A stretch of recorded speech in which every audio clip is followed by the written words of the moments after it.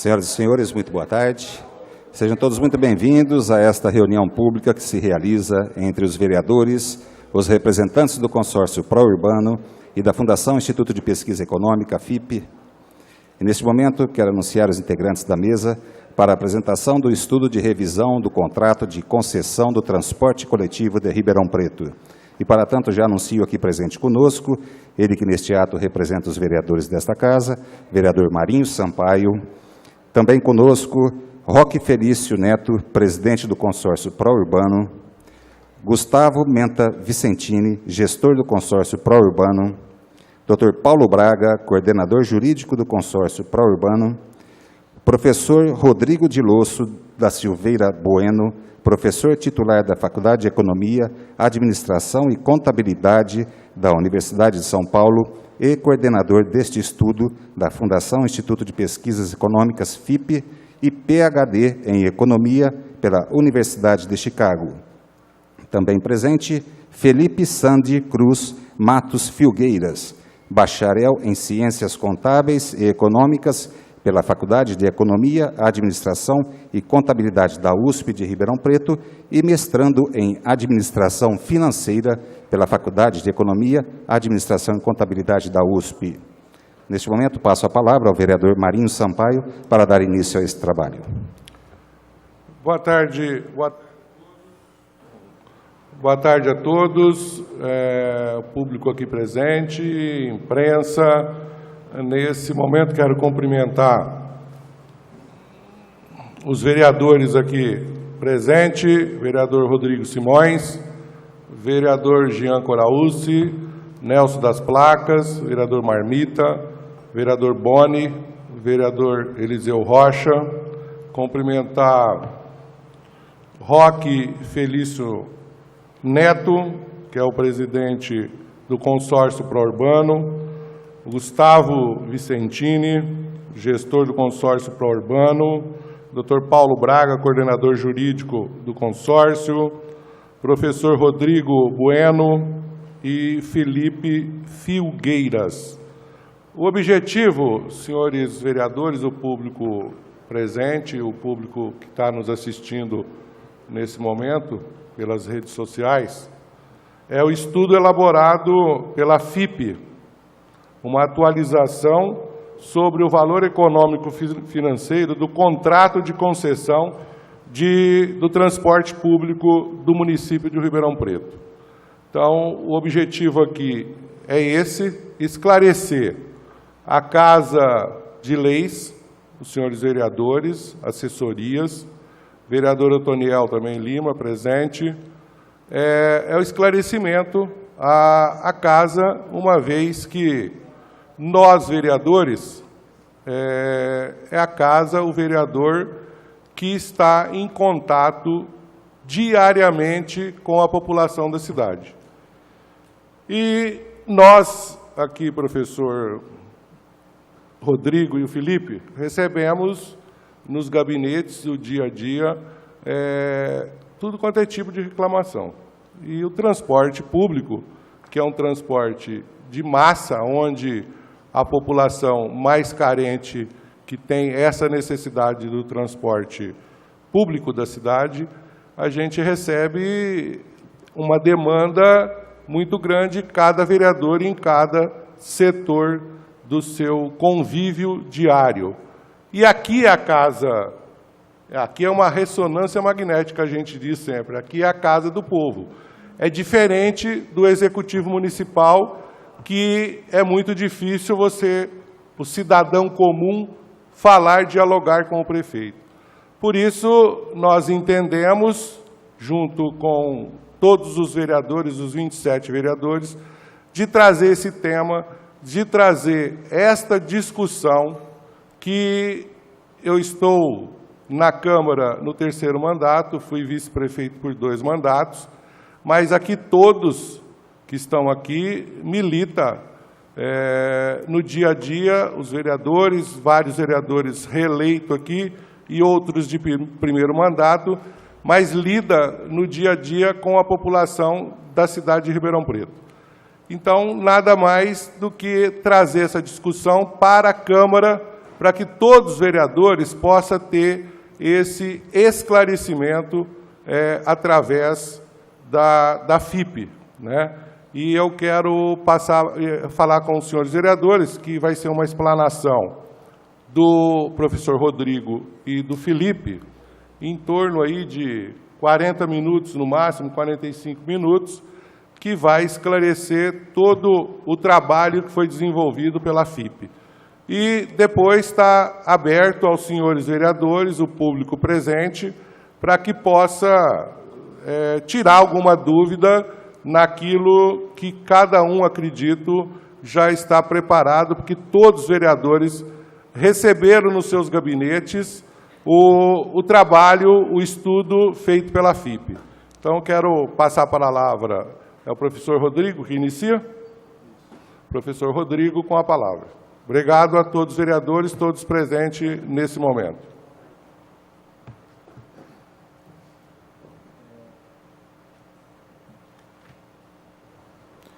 Bom, inicialmente eu queria apresentar minha boa tarde a todos, agradecer aqui, em nome da FIP, pela oportunidade de expor o nosso trabalho à Câmara dos Vereadores, em particular o vereador Marinho, que nos convidou para estarmos aqui nesta oportunidade. Agradecer também ao Dr. Roque, presidente do consórcio pró-urbano, que nos contratou. E eu vou fazer uma rápida exposição sobre o que é a FIP e sobre o que nós vamos apresentar aqui. Depois o Felipe fará a exposição formal do nosso trabalho. Meu nome é Rodrigo Deloso, como já foi anunciado. Eu sou o coordenador desse projeto pela FIP. A FIP é a Fundação Instituto de Pesquisas Econômicas, é uma fundação de direito privado, associada, uma fundação de apoio ao Departamento de Economia da Universidade de São Paulo, da qual eu sou professor titular em São Paulo. A Fundação Instituto de Pesquisas, ela é mais conhecida pela tabela do carro, dos veículos, pelos senhores. Ela também, durante muito tempo, foi conhecida pelo Índice de Preços ao Consumidor de São Paulo e, paralelamente a essas atividades aí, FIP-ZAP, ela desenvolve trabalhos de pesquisa na área de infraestrutura. No caso, em particular, nós desenvolvemos muitos trabalhos em contratos de concessão de transporte público ou de parceria público-privada de transporte público. Então, a Fundação Instituto de Pesquisa tem uma grande experiência nesse tipo de atividade e, por isso, ela foi chamada a trabalhar aqui em Ribeirão Preto. Usualmente, a FIP ela é contratada pelo poder público para fazer os trabalhos, os estudos de reequilíbrio de contrato, como é nesse caso aqui. Excepcionalmente, isso não aconteceu na cidade de Ribeirão Preto. Porque a FIP foi contratada pelo consórcio pró-urbano. Isso é um grande problema para a FIP em si, porque ela tem uma reputação nesse tipo de trabalho, geralmente estando do lado do poder público.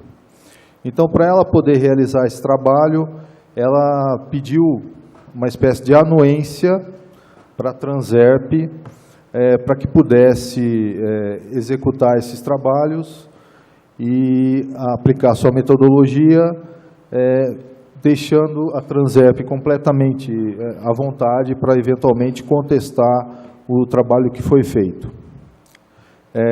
No entanto, eu tenho que dizer para os senhores que a metodologia que a FIP usou nesse trabalho é idêntica, é a mesma coisa que a metodologia que a FIP usou em Franca, em Sertãozinho, em Piracicaba, em Limeira, Sorocaba. é sempre a mesma coisa.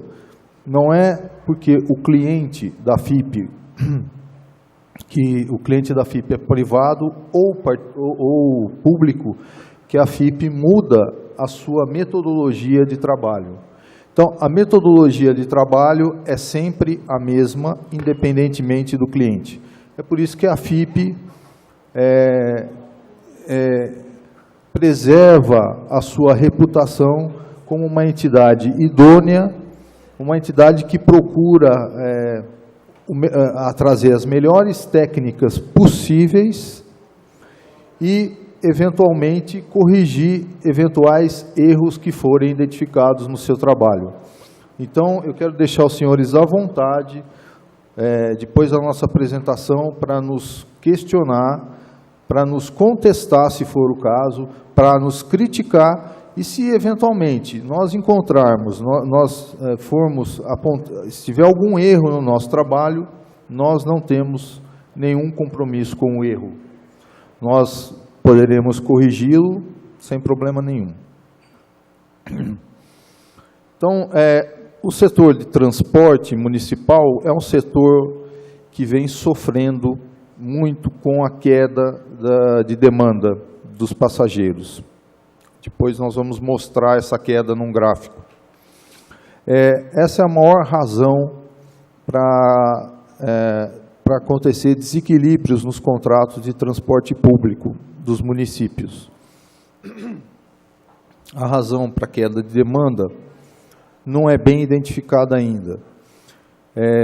Existem várias possibilidades e eu acredito que seja uma combinação delas para isso acontecer.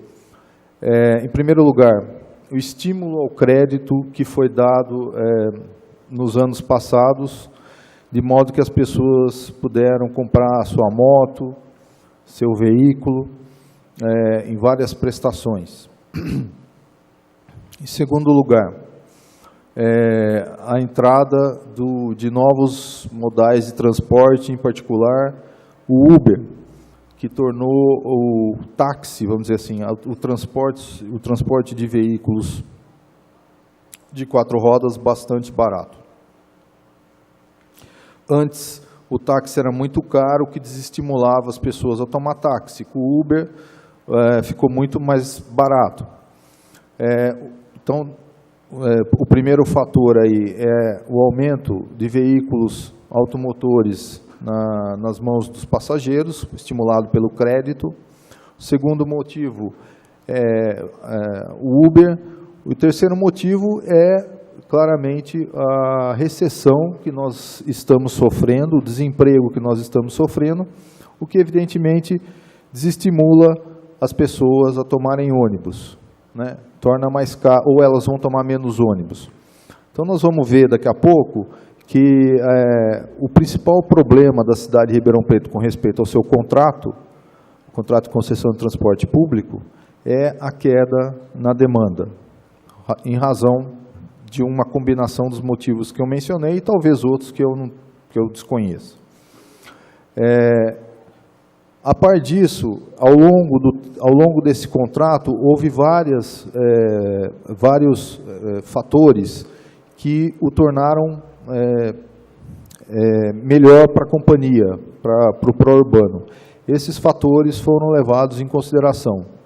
Então, a combinação de fatores que elevaram o resultado da companhia com os fatores que reduziram o resultado da companhia, do pró-urbano, gerou um desequilíbrio, resultou num desequilíbrio, que nós vamos explicar agora, que precisa ser levado em consideração para a definição da tarifa de ônibus para os munícipes de Ribeirão Preto.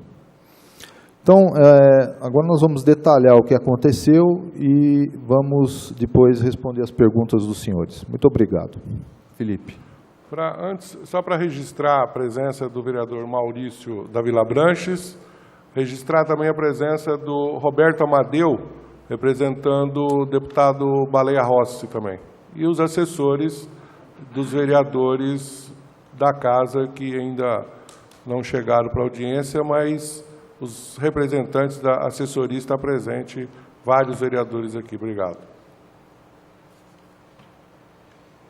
Pode ir, Felipe. Senhores, muito boa tarde. Antes de iniciar a apresentação, eu queria dizer que, apesar de ser baiano, vocês vão identificar pelo sotaque, entre 2006 e 2010 eu residi aqui em Ribeirão. Então, tenho um prazer adicional de estar aqui apresentando para os senhores como uma forma de retribuir o que eu tive dessa cidade. Então, me sinto muito feliz de estar aqui no dia de hoje. O professor Rodrigo já deu um spoiler do resultado do estudo. De fato, quando a gente olha a relação público-privada determinada nesse contrato de concessão, ela está desequilibrada e o fator preponderante para esse desequilíbrio é um desvio da demanda que era estimada quando da assinatura do contrato para a demanda que se verifica efetivamente.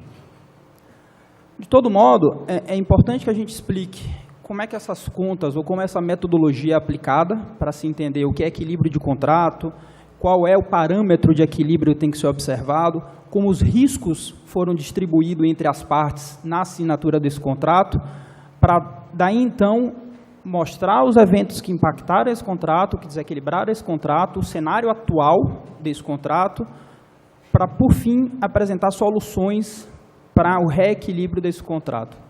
Eu vou pedir desculpa aos senhores, mas eu vou ter muita dificuldade de... eu acho que lá em cima fica um pouco melhor.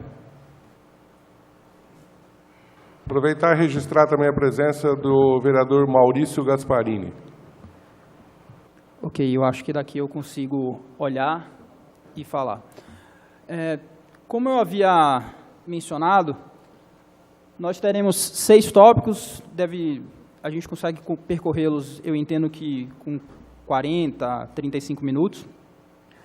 Primeiro momento, a gente vai falar sobre a metodologia da FIP, identificar dentro do contrato o que seria o parâmetro de equilíbrio, quais são as bases que se dão ao equilíbrio contratual que foi firmado entre as partes. Onde é que a gente foi buscar essas informações? O que seria o fluxo de caixa livre original, que é a base para a mensuração desse desequilíbrio, vai ficar um pouco mais claro adiante.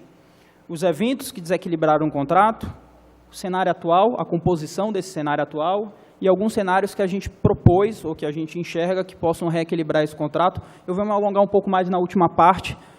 Como o Rodrigo já colocou, essa questão da queda de demanda ela se verifica em todo o país, não é um caso exclusivo aqui de Ribeirão Preto.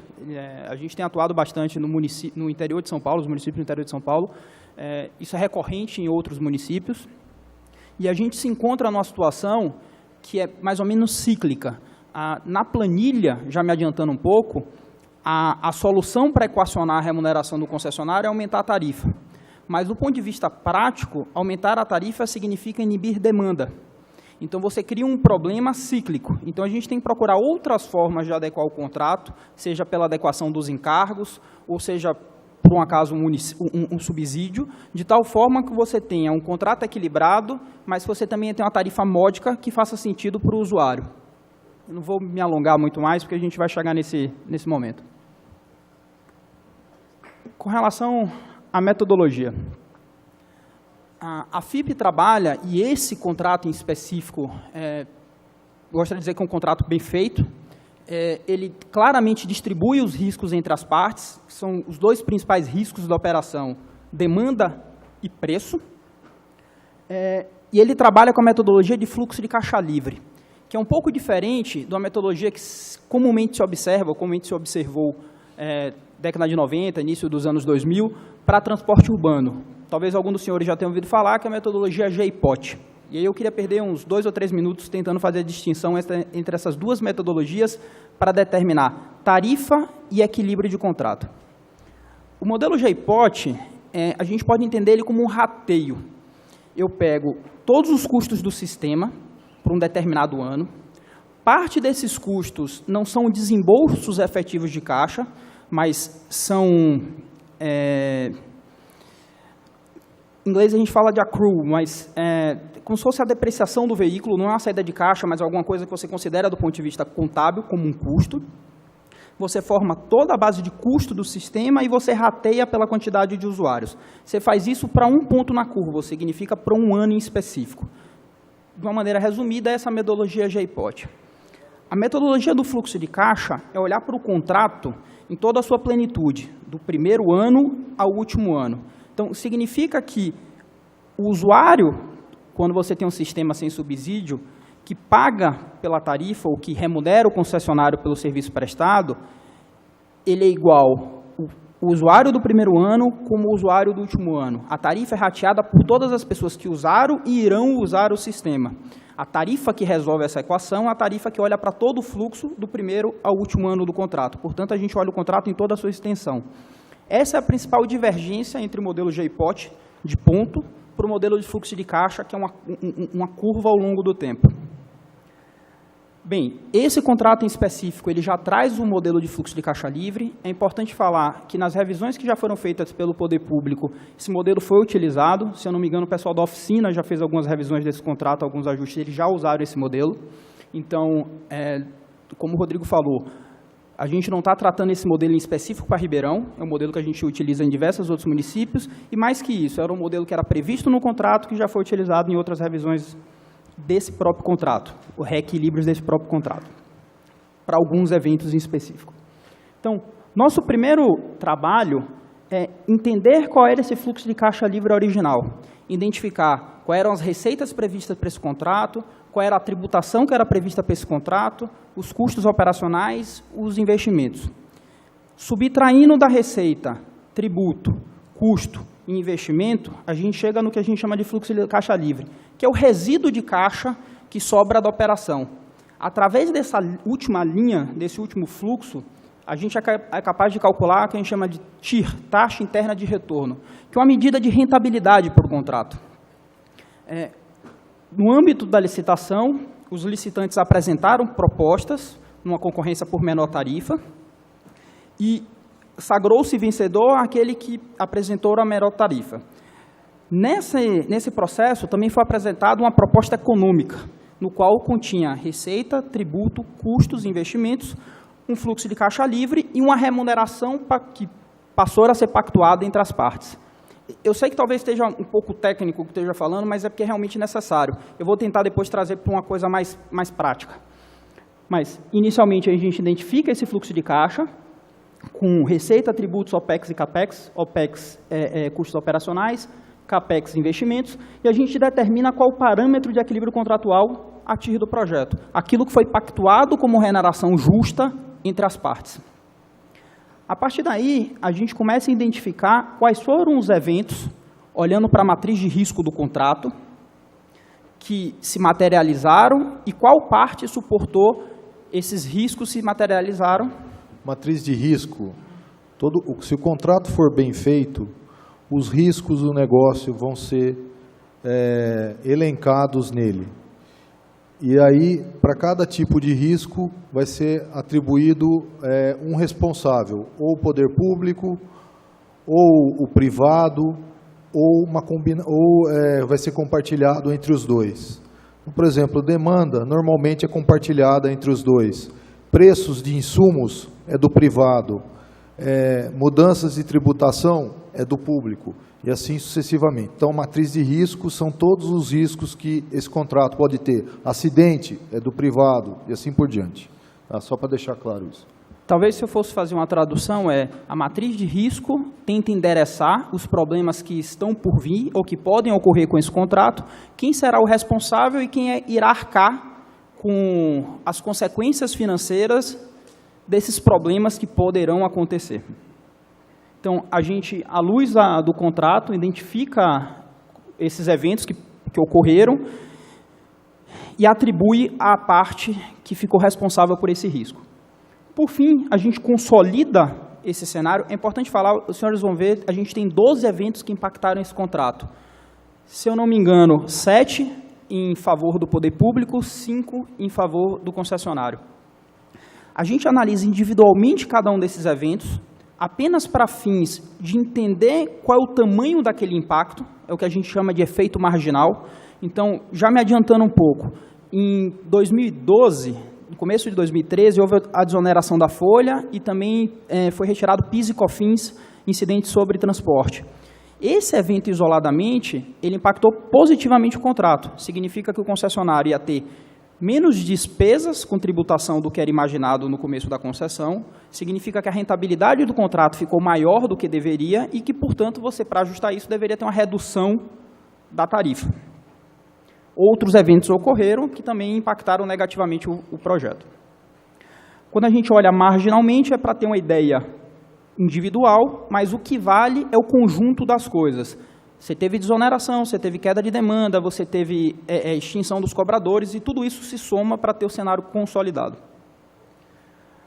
Dado o cenário consolidado, a gente parte para o item 3, que é como é que a gente, se existir algum tipo de desequilíbrio, como é que a gente reequilibra esse contrato? Via aumento e redução de tarifa, subsídio, isenções tributárias ou até mesmo um aporte do poder público para equacionar o problema. Bem, de onde foram coletadas essas informações? O fluxo de caixa livre, a nossa base de equilíbrio, é uma informação pública, pactuada entre as partes, também já utilizada em outros processos de revisão tarifária aqui pelo município. A proposta vencedora entregue pelo Prourbano no ato da licitação. Edital e contrato, também informações públicas, e com relação aos eventos e equilíbrios, também são informações conhecidas entre as partes. A gente está falando de quilometragem, frota, demanda, são informações que são acordadas e conhecidas por ambas as partes, ou seja, não houve nenhum tipo de informação que veio do consórcio, que a gente utilizou, que não fosse conhecimento das partes ou que não fosse uma informação pública. Bem, para constituir o fluxo de caixa livre, eu já vou apresentar ele. Algumas premissas. A operação se deu em dezembro, no início da operação em dezembro de 2012. O ano contrato, isso é importante falar, né? A gente tem uma diferença, quando o contrato começa no meio do ano, você tem um descasamento entre o ano calendário, que vai de janeiro a dezembro, o ano do contrato, que nesse caso vai de dezembro a novembro, e mais um complicômetro, que o reajuste da tarifa se dá em julho. Então, eu tenho o reajuste de tarifa de julho a julho, eu tenho um ano calendário de janeiro a dezembro, e eu tenho um ano do contrato de dezembro a novembro. Todos os valores que a gente vai apresentar aqui para os senhores está na data base da entrega, ou seja, em março de 2011, moeda de março de 2011. O modelo de fluxo de caixa livre e a TIR é o parâmetro de equilíbrio contratual. Foram essas premissas que a gente utilizou nessa modelagem. Talvez os números estejam pequenos, mas os importantes são os que estão circulados. Como eu havia explicado aos senhores, essa última linha que a gente chama de fluxo de caixa livre, ele está representado nesse gráfico. Significa que, no início do contrato, o concessionário desembolsa mais dinheiro do que leva para casa, ele faz o investimento na frota, ele adquire os veículos. Ele, a partir da operação, começa a levar dinheiro para casa e, olhando para esse fluxo, a gente consegue determinar a rentabilidade que ele vai ter no contrato. Então, para esse contrato em específico, as partes compactuaram a remuneração de 9,29 ao ano. Essa é a TIR do contrato, a rentabilidade do contrato, aquilo que foi acordado entre as partes. Do ponto de vista de soma temporal, a gente estimava alguma coisa em torno de 2,4 bilhões de receita, 213 milhões de desembolso com tributos, 1,8 bilhões com custos operacionais e 243 milhões de desembolso com investimentos. Sobrando para o concessionário alguma coisa em torno de 100 milhões ao longo desses 30 anos. De novo, com a rentabilidade de 9,29. Bem, se tudo tivesse acontecido como combinado, se a gente não tivesse nenhum evento de desequilíbrio, não precisaria se refazer um reequilíbrio contratual e o que ocorreria era, anualmente, o reajuste tarifário. É importante fazer essa distinção. O reajuste tarifário, ele não se confunde com reequilíbrio. Quando da assinatura do contrato, as partes acordaram que o risco de preço, risco inflacionário, ia ser compartilhado. De que forma? a cada 12 meses, tem uma cesta de índices que seria medido, e a tarifa seria reajustada, troca de moeda, por essa cesta de índices a cada 12 meses. Então, o privado, quando ele assinou, ele sabia que, sei lá, tinha uma composição de 40% de mão de obra, 20% do preço de veículos, 20% do preço de combustível e o IPC, se eu não me engano. Você teria essa composição, a fórmula paramétrica, e de 12 em 12 meses a tarifa seria reajustada para sanar o aumento de custo que o concessionário teve de 12 em 12 meses. Note, se por alguma razão os custos do concessionário forem distintos daquele da sexta, para mais, ou seja, se o concessionário for obrigado a suportar mais custo do que a fórmula paramétrica foi pactuada, problema do concessionário, ele vai ter que arcar com prejuízo. Se por um acaso essa fórmula for menor do que ele precisava, problema do concessionário, ele vai ter que arcar com prejuízo. Se por um acaso essa fórmula fosse maior do que o concessionário precisava, bom para ele, ele vai ficar com esse crédito. Ônus e bônus do risco de preço foi compartilhado entre as partes via fórmula paramétrica. Então, se por um acaso, isso já aconteceu, a gente viu isso acontecer em outros municípios, dada a janela temporal, o concessionário, na hora que fez a conta da variação do diesel, estava com o diesel em baixa, e aí ele teve um reajuste de preço bem pequenininho da tarifa. Um mês depois, o diesel saltou. Problema do concessionário, ele só vai poder ter esse reajuste de preço depois de 12 meses. Por quê? Porque foi compactuado entre as partes. A distribuição de risco era de 12 meses e você tem que segurar o preço por sua conta e risco durante 12 meses. Então, se o contrato seguisse até o fim de uma maneira linear, sem nenhum tipo de desequilíbrio, a única coisa que a gente ia observar era de 12 em 12 meses o reajuste dos preços da moeda, dada essa fórmula paramétrica. Isso precisa ficar pontuado. Mas na prática, e o que comumente acontece, é que os contratos não seguem durante 30 anos sem nenhum tipo de desequilíbrio. E é exatamente por isso que as partes, quando fazem um contrato, um acordo no contrato, distribuem esses riscos entre elas, de tal modo que a concessão possa andar. Então, a gente teve aqui 12 eventos de desequilíbrios, eu vou dar exemplo de 2, os mais impactantes, tanto a favor do poder público, como a favor do privado, e tentar explicar como é que eles se endereçam do ponto de vista da matriz de risco. O primeiro deles, desoneração, eu já citei. Naquele fluxo de caixa que era previsto na proposta original, tinha um valor dimensionado de PIS e COFINS e um custo de INSS na folha. Logo no início do contrato, houve a desoneração do PIS e do COFINS e também houve a desoneração da folha. O que é que isso significa? O que é que acontece? Pode passar mais um. Aquele fluxo de caixa que a gente tinha projetado, se os senhores se recordam, o fluxo de caixa livre esperado para o contrato era de 100 milhões. Se eu considerasse isoladamente o efeito só da desoneração, esse fluxo passaria para 194 milhões. Significa que quando eu desonerei a folha e tirei o PIS e o COFINS, o contrato ficou desequilibrado para cima. A tarifa que estava sendo paga ao concessionário era mais do que o suficiente para ele ter uma remuneração de 9,24. Se a tarifa fosse mantida naquele preço, a remuneração dele seria de 17,83, muito acima do pactuado. Portanto, a gente tem um desequilíbrio em favor do poder público e que precisa ser observado, seja com aumento dos custos operacionais, por aumento de linha, ou seja pela redução da tarifa. Então, a lógica com que é tratado cada um dos desequilíbrios é essa. Só um antes. Não, que tem os 12. O que tem os 12. Aí, obrigado. Bem, desoneração foi a favor do poder público. A quilometragem ficou menor do que a prevista, em favor do poder público. Frota, configuração diferente da prevista, em favor do poder público. Taxa de fiscalização, em favor do poder público. Agente de cobrança, em favor do poder público. Fator motorista, em favor do poder público.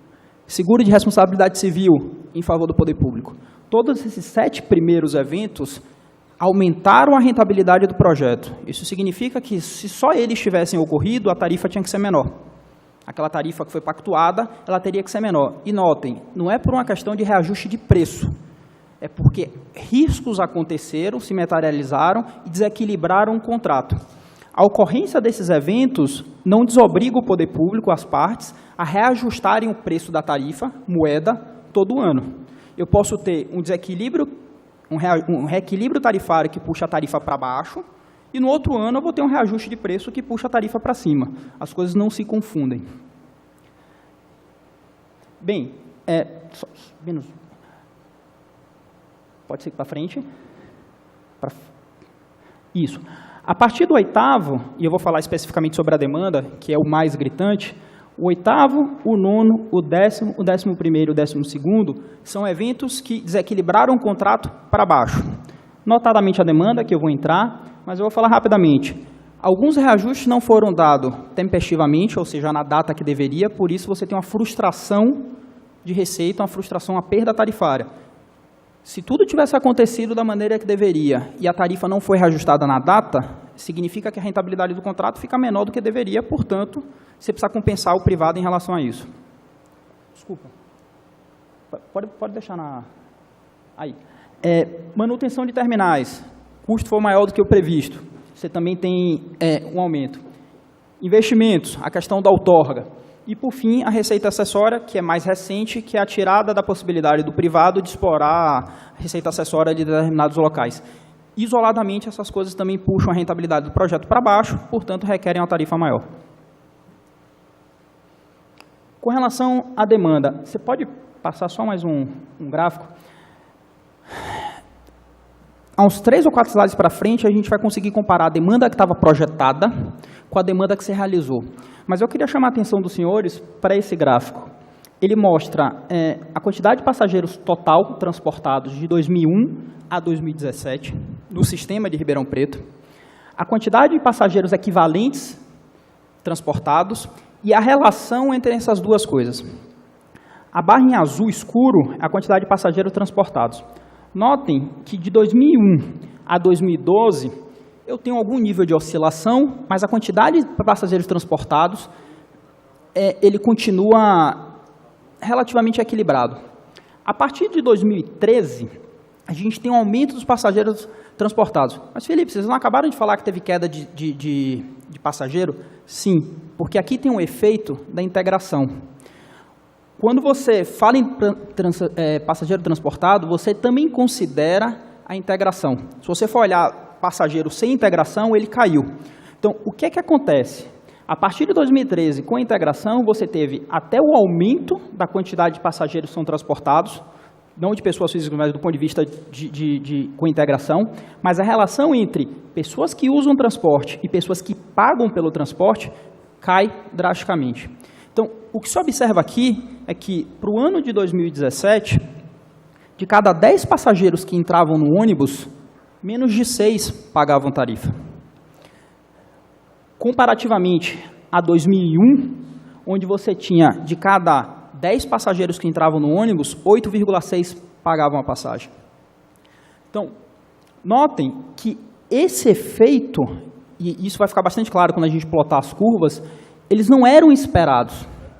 Quando da concessão de transporte, a prefeitura ofereceu uma curva de demanda para os licitantes e fez: o risco de demanda é meu, vai acontecer essa curva. E, pasme, a curva era uma crescente. Ela já partia de um nível maior do que se observava na época de transporte, e ela é uma crescente, ela é um L, ela cresce assim. Então, o que se observou na prática é que aquela curva de demanda que foi projetada no âmbito da concessão, da licitação, não se realizou. E o que explica a parte desse efeito, gratuidades e, em geral, a diminuição do passageiros equivalentes. Você pode... só para ficar claro, tá? Eu não sei se o conceito é para todo mundo, mas o que são os passageiros equivalentes? Passageiro equivalente é quando você considera uma tarifa cheia. Então, deixa eu dar um exemplo. Se eu tenho um cidadão que vai comprar uma tarifa cheia e passa, ele considera um passageiro equivalente. Se eu tenho, vamos imaginar 5 passageiros transportados. Eu tenho uma pessoa que pagou cheia, eu tenho 2 estudantes e eu tenho 2 gratuidades. Na verdade, eu só tenho 2 passageiros equivalentes para esses 5 transportados. O cara que pagou cheia, meio de um estudante, meio de outro estudante e 0 das 2 pessoas que tinham gratuidade. Então, eu tive 5 pessoas transportadas, mas eu só tive 2 passageiros equivalentes. A curva que foi oferecida no âmbito da licitação foi a curva de passageiros equivalentes, que é o que de fato gera remuneração para o concessionário. Então, de longe, o que a gente observa é uma diferença de quase 200 milhões de passageiros a menos do que foi projetado. Pode seguir. Não sei se vocês recordam, mas a remuneração acordada para o concessionário era que ele levasse para casa alguma coisa em torno de 100 milhões ao longo desses 30 anos e tivesse uma rentabilidade positiva. Quando a gente olha isoladamente, se nada tivesse acontecido no contrato, nenhum outro problema, nenhum outro evento de desequilíbrio, e a gente só tivesse essa questão da demanda, o concessionário teria que pagar 360 milhões para operar o sistema de transporte público daqui de Ribeirão. Veja, eu estou falando que o privado, para operar, teria que pagar 360 milhões. Ele não está levando nada para casa, ele está deixando 360 milhões. Então, esse evento, de longe, ele é o mais relevante. A demanda de passageiros equivalentes hoje, que existe no sistema, não traz viabilidade, não traz uma rentabilidade positiva e muito longe da acordada. Quer dizer, não é que ela é positiva para baixo, ela é longe da acordada. A gente está falando de prejuízo de 360 milhões, se só tivesse ocorrido esse evento. Cenário atual. Só que não teve só o problema de demanda, né? A gente teve desoneração da folha, a gente teve baixa de quilometragem, a gente teve diversos eventos que favoreceram a tarifa. Quando a gente coloca tudo junto, aquela rentabilidade que era para ser de 9,29, o que a gente observava quando do estudo, é importante falar isso, tá? Esse estudo foi realizado em maio de 2018, quando do começo das tratativas para o reajuste, para o reequilíbrio desse contrato. Então, ele não considera ainda o efeito desse último reajuste de tarifa, tá? Ele é data de maio. Então, a rentabilidade do contrato era de 2,75, muito abaixo dos 9,29. Para vocês terem uma ideia, hoje eu não precisaria tomar risco nenhum, eu poderia entregar meu dinheiro, colocar na Selic ou no título do governo e eu tranquilamente teria essa rentabilidade. Não precisaria estar operando uma operação de risco para ter 2,75. De novo, é abaixo daquilo que foi pactuado. Pode passar mais um. Voltam. Para frente. Aí. Aqui, a gente decompõe, para os senhores poderem entender, e vocês também estão com estudo, como é que a gente chega nesse prejuízo, né? O cenário original, a remuneração era para ser de 9,29, o efeito marginal de cada um desses 12 eventos, por exemplo, a desoneração aumenta a rentabilidade em 8,54, a quilometragem aumenta em 6 e alguma coisa, e assim por diante, e outros eventos que diminuem a rentabilidade do contrato, de tal sorte que hoje ele está 6,53 a menor do que deveria. Um jeito mais prático de ver isso é olhar para o fluxo de caixa livre que foi impactado. A gente teve, nos 7 eventos em favor da tarifa, um total de 250 milhões. Eventos bastante importantes, como desoneração, quilometragem, frota, taxa de fiscalização, agente de cobrança, fizeram com que o preço da tarifa fosse puxado para baixo. Em compensação, a gente tem reajustes que não foram dados na periodicidade que deveriam, que consumiram 20 milhões, manutenção de terminais que consumiram 6 milhões, a receita acessória mais 6 milhões, o acordo com relação ao outorga, alguma coisa em torno de 200 mil, mas o maior efeito, e de longe, demanda. A demanda desequilibra o contrato em 460 milhões. Então, quando a gente olha para coisas que desequilibraram o contrato positivamente e para coisas que desequilibraram o contrato negativamente, a balança ainda continua torta, bastante torta, por o lado do desequilíbrio de aumento de tarifa ou de uma necessidade maior de remuneração para o concessionário. Esse gráfico é bastante importante, tá? Se os senhores observarem, essa primeira linha preta em cima foi a demanda que foi oferecida no edital. O Poder Público, quando montou a licitação, ele forneceu essa demanda aos licitantes, falou, esse risco é meu. Essa é a curva que eu estou prevendo. A curva embaixo, em azul clara, é a demanda que foi realizada.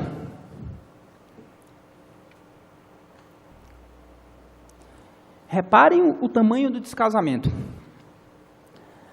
A gente terminou traçando, e como eu disse no começo da explicação, desse sistema de avaliação de equilíbrio econômico-financeiro, o usuário que já pagou e o usuário que vai pagar tem o mesmo peso. A gente está preocupado com a tarifa para o sistema inteiro. Então, o jeito que a gente projeta a demanda futura também é muito importante. Se os senhores repararem, nesse cenário que a gente está chamando de demanda curva, a gente projetou um crescimento de demanda. E aí, vocês podem me perguntar, mas Felipe, por quê? Baseado em que vocês fizeram isso? Notem que de 2013 a 2015, na curva projetada do edital, tinha um crescimento da demanda, né? Os 3 primeiros anos, no edital, a demanda cresce. Isso era a função de intervenções estruturantes no transporte urbano que viriam a acontecer, a questão dos terminais, que ainda está em andamento. Então, para ser fiel ao estudo que foi apresentado pela Prefeitura, a gente terminou adotando esse crescimento, esse mesmo nível de crescimento daqui para frente. No sentido otimista, dizendo, nós temos esperança que a curva de demanda cresça uma vez que essas realizações forem implementadas. Então, esse crescimento de 2018 até 2032 é acompanhando essa curva que a gente observa entre 2003 e 2015. Só para explicar melhor, se vocês olharem as duas curvas, a curva de cima e a curva de baixo, o serviço de transporte público ele já começou com uma demanda mais baixa. Olha onde ele começa a demanda. Está mais baixa do que foi projetado originalmente no contrato de licitação. Aí ela sobe um pouquinho e depois cai em 2015, 2016, 2017. O que a gente fez foi, vamos olhar para a curva de demanda licitada, que é a de cima, e projetar esse aumento que está previsto lá, de 2013 a 2015, nós vamos projetar esse aumento de 2017 até 2021. Foi isso que a gente fez.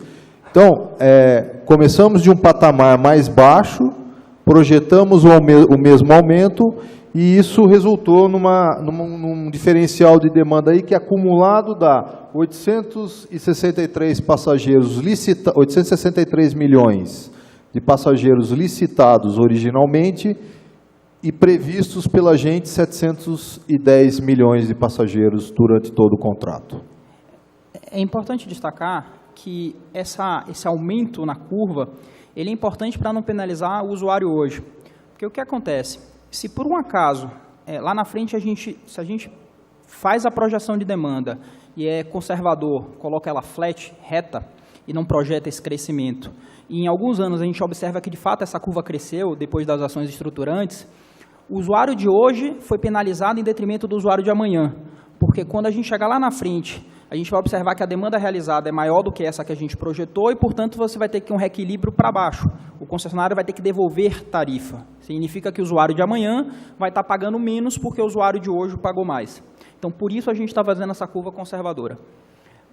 Só para fins de ilustração, a gente também plotou uma curva... Não, desculpa, menos um. A gente também fez um cenário que a gente está chamando de demanda fixa, que talvez pareça até mais razoável olhando para hoje, que é manter o nível de demanda onde ele se encontra. E reparem que a diferença entre a quantidade de usuários ainda fica maior. Estou falando de a diferença de 30% entre aquilo que era esperado no edital e aquilo que está se realizando. Mais um. Então, aqui para fins de exemplificação, a época que o estudo estava sendo feito, a tarifa daqui era de R$ 3,95. No cenário onde a gente considera essa curva de crescimento de demanda, seria necessário um reequilíbrio de 13,20, ou seja, a tarifa de equilíbrio seria de 4,47, mais o reajuste de preço, de novo, são coisas que não se confundem. Essa tarifa reajustada seria alguma coisa em torno de 4,708, 4,71. Tarifa que equilibra o sistema, quando a gente fez o estudo em maio, seria de 4,71, bem acima dos 4,20.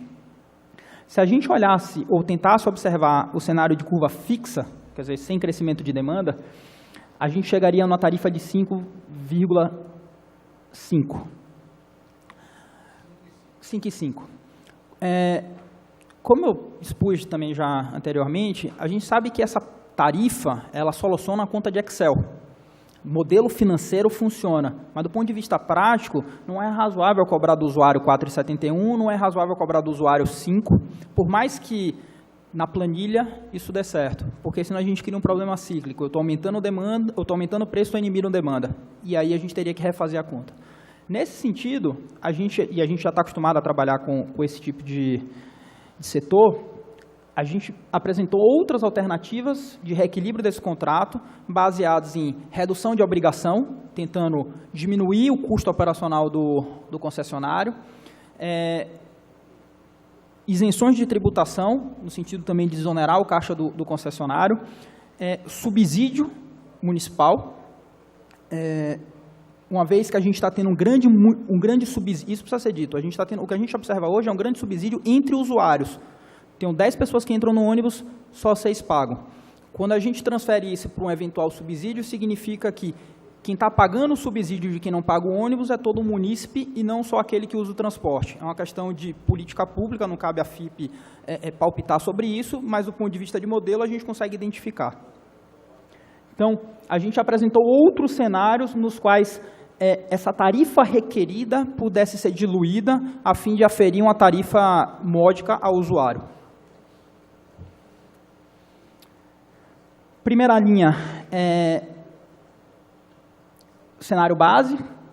Se a gente tirasse o abrigo, reparem que o reequilíbrio requerido, aquela terceira coluna, o valor vai diminuindo, né? Até o ponto onde a gente poderia ter uma tarifa de 4,16 na época do reajuste, sem nenhum tipo de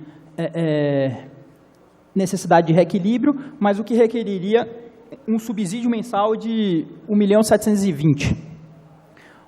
Uma outra possibilidade seria um aporte de 153 milhões ou uma isenção do ISS mais o aporte. Pode passar mais um? A gente tem diversos outros cenários mexendo com obrigações do concessionário. Isenção de ISS, obrigações de cuidar do abrigo, obrigações de cuidar dos terminais, sem integração, é um ponto bastante importante, bastante sensível. Como vocês repararam, a quantidade de gente que paga está ficando cada vez menor. Então, sem integração acima de 60 minutos, degrau tarifário para quem faz integração, pagar um pedaço da tarifa, escalonar o reequilíbrio em 2 anos, escalonar o reequilíbrio em 3 anos, subsídio, aporte, sem sistema de relacionamento com o cliente, sem sistema de relacionamento com o usuário, e a gente tem todos esses cenários do ponto de vista de tarifa. Pode passar mais um. E, por fim, também diversos cenários combinando tarifas, que no nosso entendimento seriam módicas, ou seja, caberiam dentro do bolso do usuário hoje, combinando com subsídios e ações de desoneração da operação. Então, a gente tem desde 4,10 até 4,40 com combinações de cenários. Senhores, eu sei que talvez a explicação não tenha tido a profundidade que deve, afinal o nosso tempo é curto, o assunto é bastante complexo. Para montar esse tipo de relatório a gente demora bastante tempo. A gente tem trabalhado muito na capacitação do poder público, de privados com relação a esse tema, é um tema complexo. E por isso eu queria me colocar à disposição, agradecer pela atenção dos senhores, para esclarecer eventuais dúvidas, não só hoje, mas que surgirem posteriormente. Obrigado pela atenção. Obrigado, Felipe. Obrigado ao professor Rodrigo. Quero registrar também a presença dos vereadores Luciano Mega e do vereador Marcos Papa. Quero fazer pergunta aos senhores vereadores, por parte de algum vereador, alguma pergunta, alguma dúvida. A gente vai abrir a inscrição aqui para que cada vereador possa fazer uso da palavra e tirar dúvidas do esclarecimento do professor Rodrigo e do Felipe, e também do Roque, do Gustavo e do Dr. Paulo Braga também. Os vereadores vão fazer alguma pergunta, eu faço já a inscrição aqui. Vereador Otoniel Lima. Vereador, depois em seguida, Maurício Gasparini.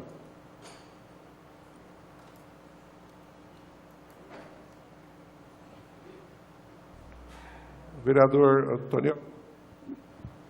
Registrar a presença também do vereador Alessandro Maraca.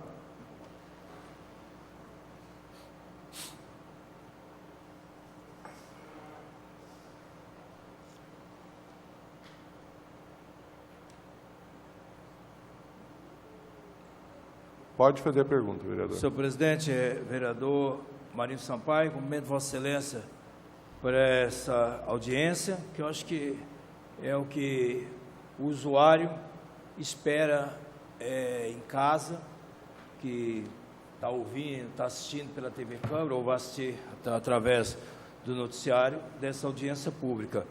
Eu não sei se eu entendi muito bem, agora que o Felipe falou, só para talvez os vereadores tenham o mesmo pensamento, o aumento da tarifa se deu pela queda do usuário, da demanda? Um dos casos do aumento da tarifa é a queda da demanda do usuário? Vereador, veja bem, a queda de demanda é independentemente do funcionamento do sistema. Então, o sistema vai continuar funcionando com 50 carros, por exemplo, 100 carros. Ele vai continuar funcionando independentemente dessa demanda. A gente faz o ajuste só depois, quando a gente percebe que a demanda não volta mais. Então, tem uma diminuição de quilometragem, está registrada nos nossos estudos, essa redução de quilometragem em função da redução da demanda. Mas você já fez o investimento, você já construiu, já comprou os ônibus. Então, o aumento é independente da queda ou não, é isso? Não. Na verdade, a gente tem dois mecanismos de risco, tá? Deixa eu ver se eu consegui entender. Anualmente, independente de aumento ou redução de demanda, se não ocorresse nenhum evento de desequilíbrio, a tarifa precisaria ser reajustada.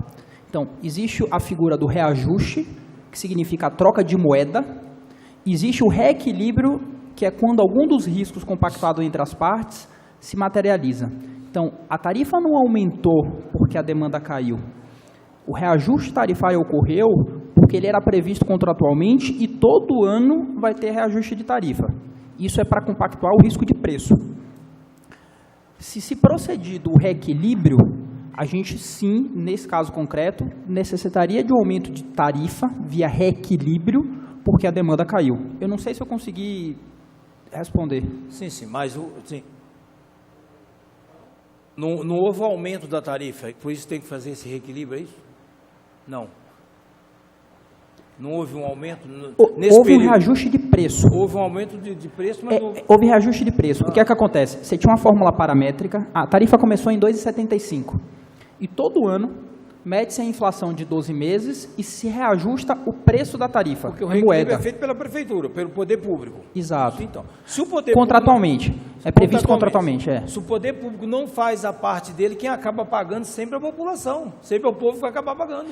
De fato, quando você tem algum tipo de desequilíbrio, principalmente por tarifa, sai mais caro. Deixa eu tentar endereçar. Quando você não dá reajuste de tarifa na data que deveria, isso vira um desequilíbrio contratual. E lá na frente, o concessionário vai precisar ser remunerado por esse desequilíbrio.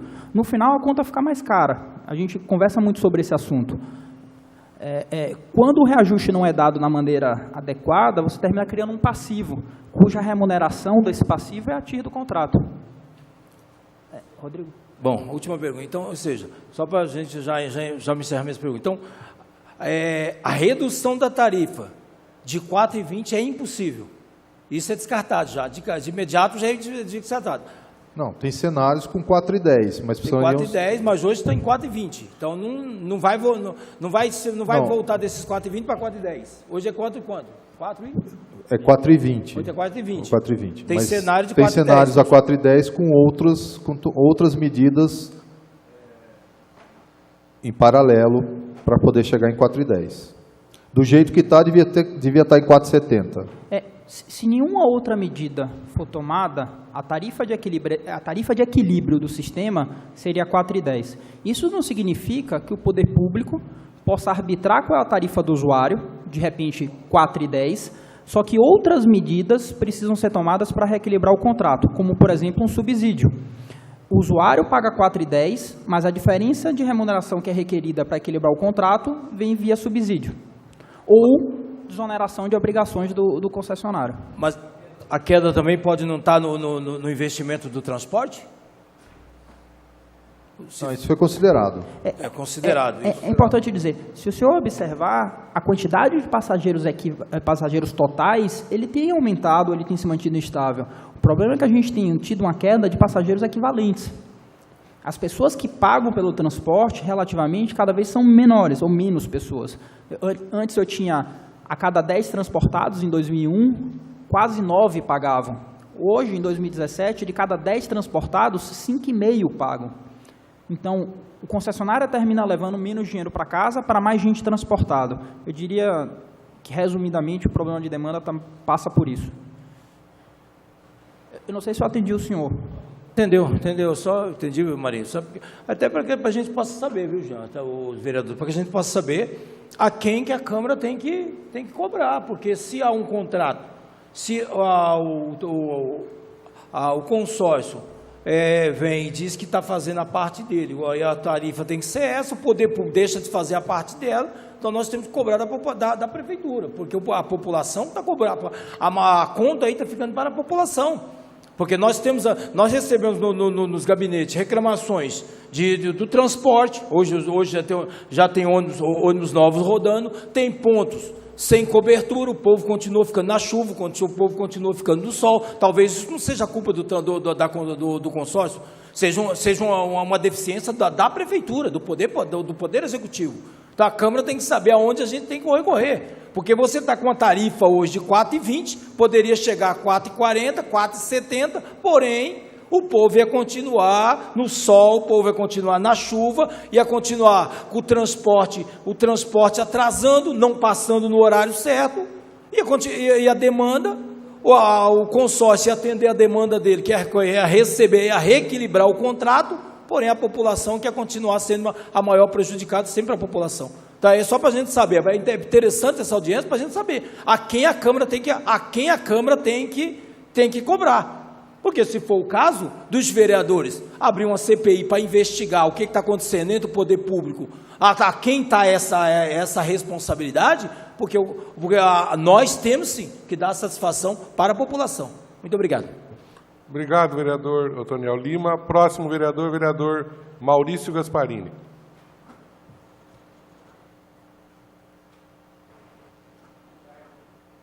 Boa tarde, vereador Marinho Sampaio. Parabéns pela iniciativa de fazer essa reunião. Saudar todos da mesa diretora, na pessoa do senhor Roque Felício, presidente do consórcio pró-urbano, e dos professores da FEA-USP, todos os colegas vereadores aqui presentes, e ao público. É lógico que o assunto, como o senhor falou, é muito extenso para a gente tratar em poucos minutos aqui de reunião, em poucas horas, né? Mas algumas dúvidas que restam ainda a serem sanadas. Primeira delas,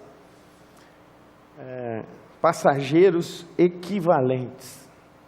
Quando o senhor afirma que antigamente de cada 10 passageiros transportados, 9 pagavam, e hoje de cada 10, 5,5 pagam, eu não consigo entender dessa forma, professor. Por quê? Nós estamos falando de passageiros subsidiados. Então, o passageiro não paga, mas a prefeitura paga. E dentro da tarifa, dos R$ 4,20, que hoje a população está pagando, existe uma porcentagem justamente para subsidiar esse valor. O senhor afirma que não é assim? Não é assim. Não é assim. Não é A assim. prefeitura paga zero sobre o transporte dos idosos, sobre o transporte dos estudantes. Subsídio é zero. Subsídio Exatamente. é cruzado entre os usuários. Toda essa despesa ficou a cargo do consórcio pró-urbano? Não, fica Não, a fica cargo do usuário. dos outros usuários que pagam. Então Veja. está na tarifa dos 4,20. Exato. E não é suficiente, né? Como é que funciona? Como Um não? usuário paga pelo outro. Hã? Só... Continua aqui. Isso a gente não sabe responder. Desculpa. Talvez o senhor tenha a oportunidade de falar, mas eu queria responder diretamente ao Felipe, vereador. pode só, o doutor Paulo Braga quer fazer essa indagação do vereador Maurício Gasparini. Obrigado, Marinho. A pergunta é bem interessante, Luiz Vereador, mas, na verdade, me parece que é um equívoco. Na verdade, o estudante, ele é pago pela prefeitura, sim. O idoso... Eu tenho é que não é. certeza Sim, disso, sim, eu com participei certeza. do projeto. Eu acho que o professor comentou aqui. O estudante, ele é remunerado, a prefeitura paga. A prefeitura paga. Sim, é Subsídio. Sim, é rede pública, sim, sim. É o deficiente, o acompanhante, este é que não paga, este idoso, este é que não é subsidiado, ok? Agora, o estudante, sim, há o subsídio e a prefeitura vem pagando, eu acho que... Desculpa, deixa eu só colocar, talvez acho que da maneira adequada. A prefeitura, ela paga o ticket para o estudante, mas o concessionário, ele recebe meio vale transporte. Então, os 4,20, a prefeitura paga 2,10, significa que tem um subsídio entre os usuários. O estudante, ele não paga, o usuário da rede pública. A prefeitura está pagando por ele, mas não significa que o concessionário recebeu os 4,20, ele recebeu os 2,10, que é meio passageiro. Tudo bem? Então, passageiros equivalentes. Aquele estudante que pagou, tenha sido ele ou tenha sido a prefeitura, foi meio. É mais ou menos a cidade de São Paulo, né? A cidade de São Paulo hoje, o transporte, a passagem é R$4, aqui é 4,20. Só que lá em São Paulo tem um subsídio, a passagem lá na realidade é 6,5. Né? Então, a Prefeitura de São Paulo desembolsa para cada passageiro R$2,05, que dá um total, isso no ano de 2017, 2,9 bilhões. É praticamente o orçamento do município de Ribeirão Preto, que está estimado em 3 bilhões. Então, só para você ver, e fora as outras coisas no município de São Paulo, né? Só essa questão de subsídio é em torno desse montante que a prefeitura, lá em São Paulo, desembolsa para praticamente toda a população paga. Né? É um subsídio que quem não toma ônibus paga também. E no caso diferente do município de Ribeirão Preto. A prefeitura arca com os estudantes do município, mas aquilo que o Braga disse, os outros entram no global da passagem de cada passageiro. Complementando, é como se a prefeitura estivesse comprando o ticket para esses usuários, mas eles ainda continuam pagando meio. Então, toda sorte, o que está subsidiando de maneira geral é um subsídio entre os usuários. Você tem esse pequeno subsídio da prefeitura para aquele estudante específico, mas, em geral, o que subsidia o sistema são o subsídio entre os usuários. Não sei se eu deixei claro. Deixou claro, mas eu continuo assim, porque a conta não vai fechar nunca. Faça o que a gente fizer, então. Se a gente tem que transportar 10 pessoas e só 5 vão pagar, essa conta não vai fechar nunca. Né? Ninguém faz milagre. Né? Só se fizer isso que a Prefeitura de São Paulo está fazendo. É a única forma de fechar. Não tem outro jeito aí. O que é importante dizer, porque essa aflição e esse problema não é exclusivo do município de Ribeirão. Isso Sim. é um fenômeno que tem ocorrido no Brasil inteiro. Tá. O transporte coletivo tem se mostrado um desafio, deixar ele equilibrado no Brasil inteiro, não é exclusivo de vocês. Todo mundo tem se perguntado como fazer isso. A gente tem se deparado com esse problema, e eu tentei anunciar quando a gente iniciou a apresentação, que de fato, aumentar simplesmente a tarifa, você cria um problema, porque é cíclico, né? Se aumenta a tarifa, você diminui o usuário. Esse fenômeno vem ocorrido, envelhecimento da população, a questão específica da integração aqui, mas na nossa cabeça, FIP, nós como pesquisadores, nós entendemos que a solução ela não é simples e ela tem que ser dada por diversos frentes em conjunto, inclusive sobre a racionalização do sistema, sobre a oferta de transporte tem que ser racionalizada, de tal modo que eu consiga diminuir os custos de operação e aí sim, ter uma tarifa mais módica e começar a incentivar o uso do transporte via sinalização de preço. Mas é um problema complexo. A gente não vai fugir da verdade aqui e dizer que simplesmente uma questão de reequilíbrio via tarifa. Não passa por isso. É muito mais complexo que isso o problema. Professor, dentro do cenário que o senhor mostrou, da curva de demanda, eu não consigo enxergar da onde que veio da onde que vai vir essa resposta que vocês estão vendo do crescimento de demanda, né?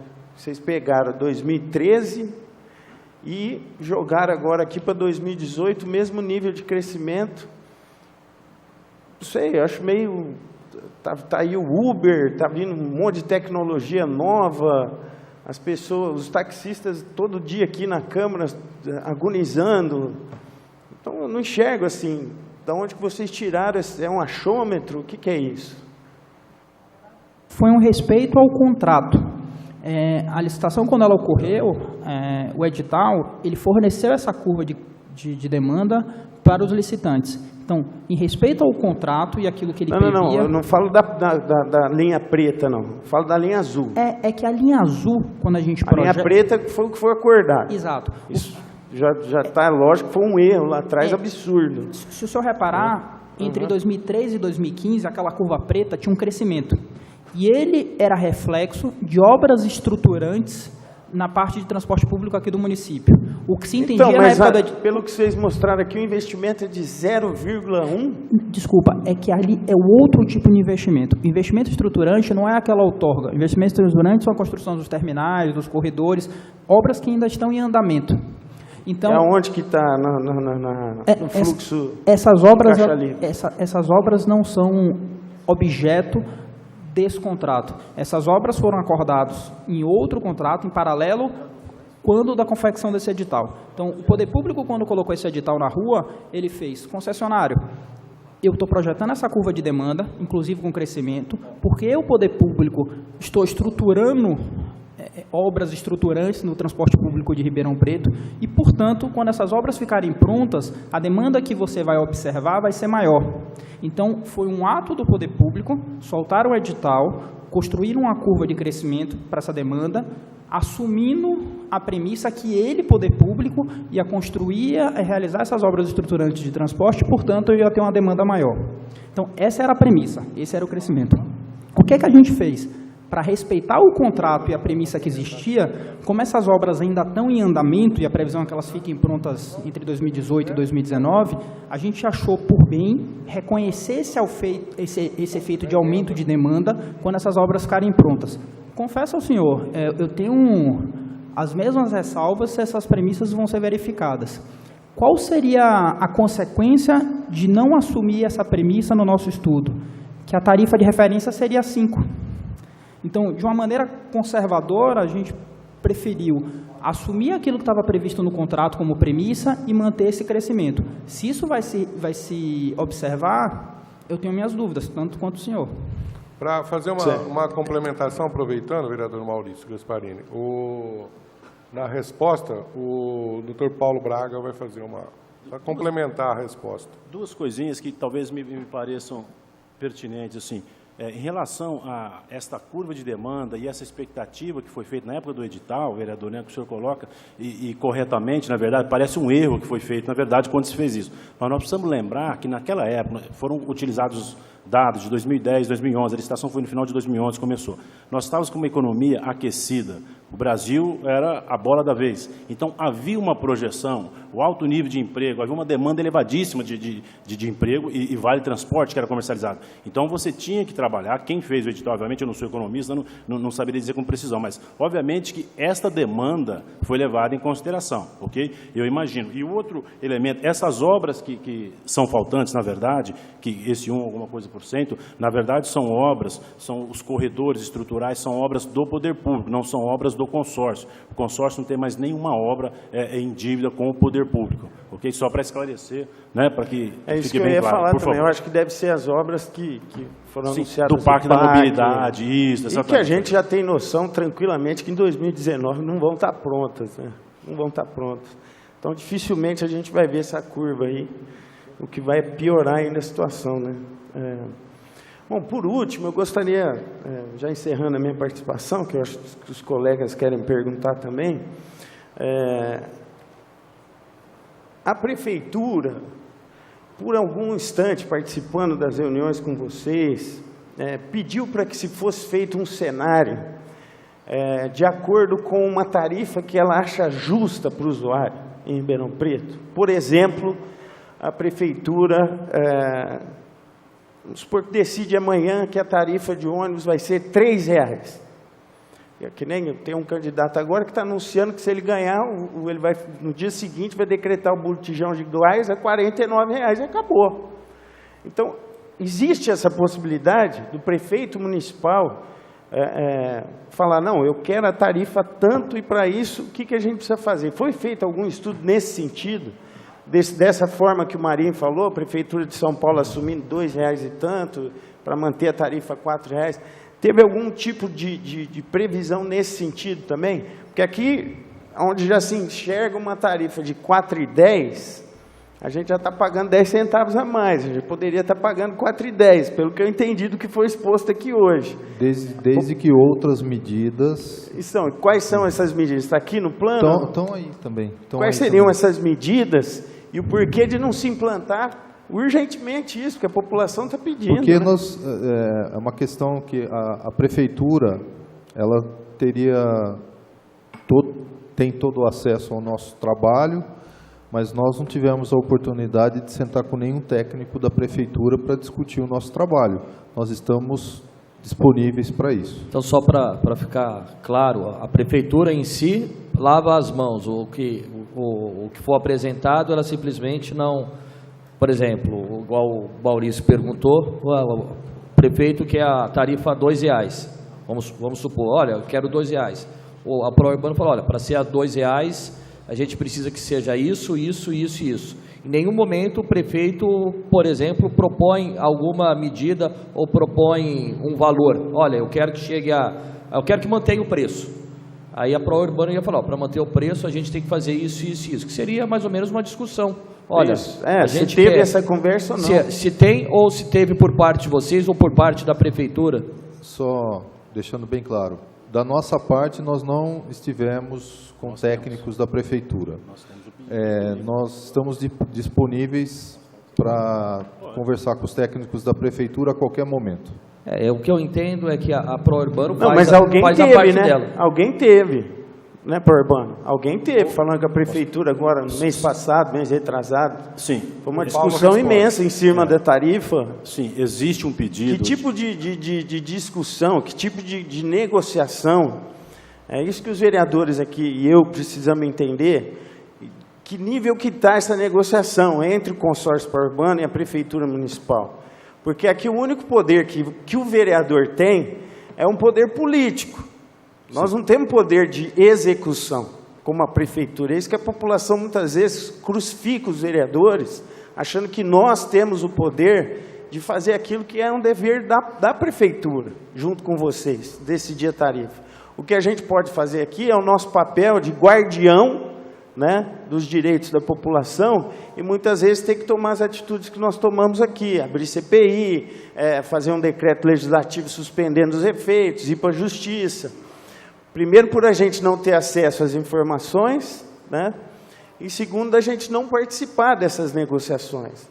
Então, porque eu acho que o certo seria a gente partir para um nível de negociação desse tipo. Olha, nós temos uma população aqui em Ribeirão que pode pagar até R$ 2,50. E dali sim fazer um planejamento estratégico de transporte público. Acho que tinha que ser partir daí dessa premissa. Até porque é o único jeito que eu vejo de aumentar a demanda. Se a gente levar a tarifa para R$ 5,00 do jeito que vocês querem, daqui a pouco aí a demanda vai cair quase a zero, meu amigo. Se hoje tem 5 pagando...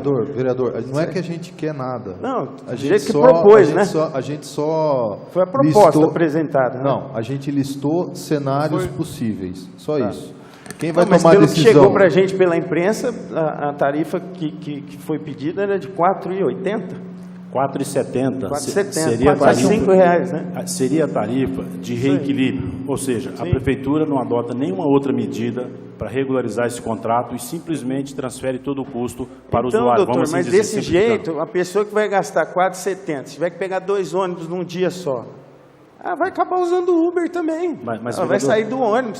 Se o senhor me permite, para o consórcio, a tarifa ideal seria R$ 2,00, R$ 3,00, que seria uma tarifa acessível, justamente para que não houvesse essa migração do passageiro para esse serviço. É isso que nós, vereadores, queremos saber. Qual que é o planejamento para a gente alcançar uma tarifa dessa? Isso que a gente não vê. Nós temos pedidos de reequilíbrio, e até oportuno, né? A questão é oportuna, porque o contrato prevê que no 5º ano de execução do contrato haveria uma revisão ordinária, já prevista no contrato, teria que ser revista, porque a concessão de longo prazo, evidentemente, ela é dinâmica. Então, é preciso que se façam ajustes no curso da execução do contrato. Então, há esta previsão, teria que ocorrer esse ano. E o consórcio, com base nesse estudo feito pela FIP, apresentou isso ao Poder Público e nós estamos aguardando a resposta. Existe esse pedido, ok? Então, o consórcio assim, a gente aqui tenta legislar com criatividade, trazendo algumas fórmulas, né, para se implementar o transporte público da cidade. A gente faz vários projetos de lei aqui, tentando trazer melhorias para a população, para ver se incentiva elas a andarem de transporte público. Por exemplo, o vereador Maraca tem um projeto sensacional, mas que não sai do papel, não sei porquê. Aos domingos, por exemplo, os ônibus estão vazios. Aí reclama-se da demanda. Mas aí tem um projeto na casa da pessoa poder pagar R$1, que seja R$2 no domingo. Será que isso não incrementaria essa demanda, né? E a gente não consegue ter esse tipo de avanço, né? Então fica aqui a minha participação conclusa, presidente Marinho, mas sabendo disso, que a gente tem muita informação ainda que os vereadores aqui desejam, para lá na frente ter que tomar uma decisão acertada. E louvo aqui a decisão da gente estar aqui conversando. Parabéns pelos estudos aí dos professores, acho que foi bastante proveitoso para a gente entender um pouquinho mais. Mas saber disso, que nosso papel aqui, professores e doutor, é um papel político, né? É um papel político. Nós temos que legislar, mas também pensando naquele lado social. Muitas vezes os números não pensam nesse lado social, né? E nós aqui, vereadores, temos essa missão de ser uma balança entre o poder privado, poder público e o social, que é a população que necessita do transporte público. É isso que a gente vai buscar aqui, daqui para frente. Agradecer ao vereador Maurício. Até agora as perguntas, doutor Niel, a sua e do Jean também. Excelentes perguntas, você viu que o debate começa a fluir legal. E conversando com o presidente do consórcio agora, numa das suas perguntas, das 3 que você fez, vereador, achamos bacana a tua ideia. Isso a gente vai começar a tocar isso, da ideia, como eu disse lá, você não tinha chegado no início da nossa reunião, de que esta casa é que recebe todas as demandas, não só do transporte, mas tudo que tem na cidade passa por esta casa, a cada vereador que aqui está. Então, uma excelente ideia da gente tocar isso para frente, juntamente governo, tá? Governo fazer esse convite para a Câmara Municipal, todas as vezes que tiver qualquer assunto relacionado a reajuste de tarifa, outras coisas do transporte, participar a Câmara, que, sem dúvida nenhuma, vai estar junto em relação a essa demanda com a população. E dizer também que o que está sendo passado aqui hoje é um estudo, tá, através da FIP, dentro do contrato, né? Eles fizeram essa avaliação, esse estudo dentro do contrato. Então, está sendo excelente a reunião de nós, vereadores, poder se inteirar e poder ficar por dentro de tudo isso que está dentro do contrato. Então, quero passar agora a palavra ao vereador Boni para a pergunta. Depois, em seguida, o vereador Eliseu Rocha. Boa tarde, parabéns, vereador Marinho, pela iniciativa, principalmente quando nós tivemos aquela sessão extraordinária sobre o assunto e não foi muito agradável a sessão, mas é bom para esclarecimentos. Eu já estive no programa junto com o Gustavo e a gente conversou muito. Hoje já tem um repasse em subsídio da prefeitura que é acima de 1 milhão, né? Subsídio, em termos dessas passagens que são estudantes, tudo, mensais. 1 milhão. Tá, então existe. No mínimo teria que ser incrementado, vamos dizer assim.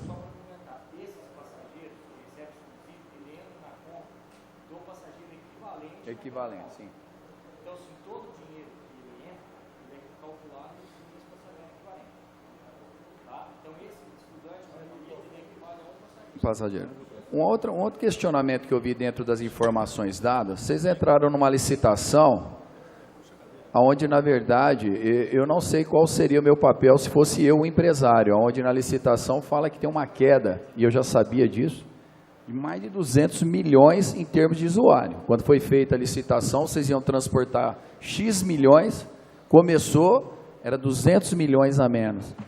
E vocês, como licitatórios que ganharam essa licitação, onde o quesito número 1 era preço mais barato, né?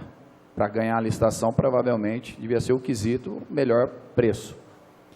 E como vocês veem essa situação? Vocês, como uma concessionária, onde essa demanda está? Porque eu vejo o questionamento dentro daquele programa que a gente estava, e já era para ter começado, inclusive já inaugurado os corredores de ônibus. Tinha 2 que já era para ter inaugurado, pelo que as informações que eu tive da Transerp antes daquele programa, que máximo em setembro já teríamos aqui 2 corredores de ônibus principais, que pegaria a Independência e no Presidente Vargas, eu não sei, que até era canteiros centrais. E até isso nada foi feito. Porque se não aumentar o usuário, não tem como. Eu vejo essa como a solução. E vocês com déficit de 200 milhões, como que vocês administram um negócio assim? Dentro dessa demanda abaixo do que não está sendo feitas as obras, e vocês têm perspectiva de melhoras nisso? Onde está crescendo, por exemplo, quando eu tinha aquela pessoa junto da gente, Gustavo, uma pessoa que era mobilidade urbana, ele falou que a prioridade é transporte coletivo, depois o pedestre, depois o transporte individual, e aqui eu vejo que não é esse o caminho. Você vê que o que está se falando aqui é de Uber. Eu acho que nós estamos indo na contramão, será que não? Será que a grande briga nossa não teria que ser voltada principalmente, porque se não tiver os corredores, que pelo menos eu ouvi naquela época da Transerp, que já teria sido instalado alguns, já teria que estar instalado pelo menos 2, e mesmo as ciclofaixas, ciclovias que seriam ter sido feitas, porque senão nós não vamos conseguir, não só a mobilidade urbana, como a demanda que vocês necessitam, porque eu só andaria de ônibus a partir do momento que eu pegasse o ônibus e chegasse antes do que eu pego o carro. E isso não acontece em Ribeirão. Eu vou mais rápido de carro, de moto, de Uber, até esperando Uber, do que chegar com o ônibus. Esse é um dos quesitos que eu vejo, por exemplo, uma classe não está usando o ônibus. Depois pode entrar o conforto, o ar-condicionado, mas acho que o primeiro conforto é o tempo que você fica dentro do carro. Porque acho que tem um tempo de... O ônibus anda em média, eu lembro que eu peguei qual que é a média... Quanto que é? Em torno de 18 a 19 km. E eles querem botar 35, 40, não é? Dá para chegar com os corredores?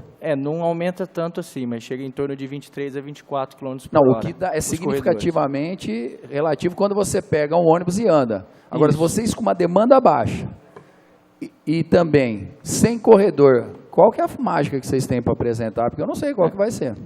Ô Boni, o que precisa é justamente ter esses grupos de estudos e, assim, e ter essas implementações de prioridade do transporte coletivo. Então, com a implementação dos corredores, que existe essa expectativa, que até 2019, com relação ao PAC de mobilidade, prioridade dos ônibus, o que isso acarreta? Dando mais velocidade ao transporte, a expectativa é que você atraia mais pessoas para dentro do ônibus, você consegue retirar ônibus do transporte, porque ele se torna-se mais eficiente e automaticamente você desonera a tarifa. Porque se você diminui, se você aumenta a velocidade, se você consegue diminuir a quantidade de letivos, você consegue atender melhor o usuário com mais velocidade, é um atrativo para a população. Então, toda essa expectativa, que foi até perguntado pelo Sr. Gasparini, foi justamente aquela expectativa que foi no início do contrato, que a FIP, no trabalho que eles fazem, ainda existe essa expectativa, e por isso é do crescimento, que eles pontuam um crescimento a partir de início de 2019, 2020, que é justamente sobre isso. Não sei se eu consegui te responder completamente a questão, Boni.